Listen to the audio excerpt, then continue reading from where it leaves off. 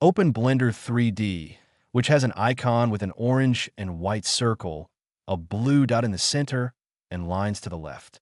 On Windows, you can find it in the Start menu, and on a Mac, it's in the Applications folder.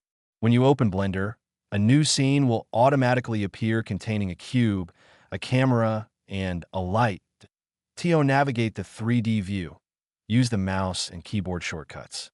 Roll the mouse wheel to zoom in and out. Press and hold the mouse wheel while moving the mouse to rotate around the 3D cursor, and hold Shift with the mouse wheel to pan the view.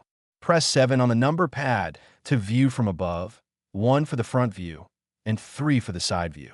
Press 5 to switch between perspective and orthographic view, and 0 to see the camera view. Click an object to select it. It will be highlighted in orange. You can select multiple objects by holding Shift while clicking them, or by clicking and dragging a selection box around them. Make sure the Select tool is active and that you are in object mode to select items properly.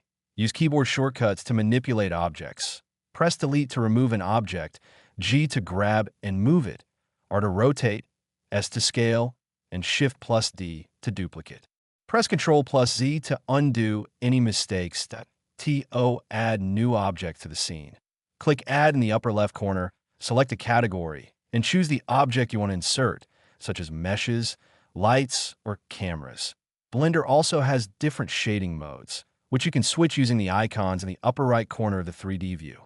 The wireframe icon shows objects as outlines. The solid mode displays objects in white without textures. The material preview shows objects with colors and textures, but without full lighting, and the rendered mode displays a close approximation of how objects will look fully rendered with textures and lighting, using the most processing power.